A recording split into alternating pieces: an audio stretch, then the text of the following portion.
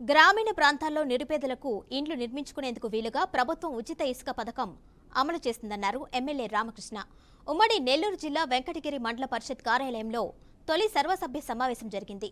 ఈ కార్యక్రమానికి ముఖ్య అతిథిగా హాజరైన ఎమ్మెల్యే కురుగొండ్ల రామకృష్ణ ఉన్నతాధికారులతో అభివృద్ధి సంక్షేమ పనులపై సమీక్షించారు.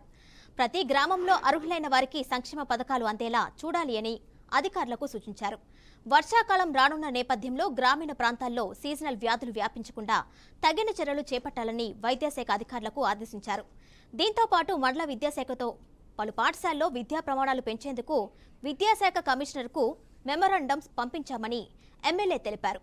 ఈ సమీక్షలో ఎమ్మెల్యేతో పాటు మండల అధ్యక్షులు తమ్మిరెడ్డి తనూజ, ఉన్నతాధికారులు పాల్గొన్నారు.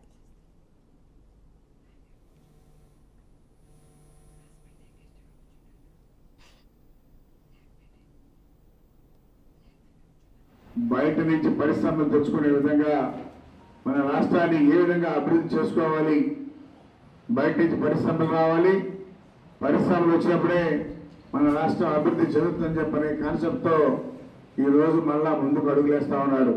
పేదలను దృష్టిలో పెట్టుకొని సంక్షేమ పథకాలు ఖచ్చితంగా పేదలకు అందాలని చెప్పని ముందుకెళ్తున్నాడు. కాబట్టి అందరూ కూడా ప్రజలు అర్థం చేసుకొని మీ వంతు మీరు అందరూ కూడా మా అందరూ కూడా ఆయనకి సహాయ సహకారాలు అందిస్తే మన రాష్ట్రం ముందుకు పోతుందని చెప్పని కూడా తెలియజేస్తా ఉన్నాం.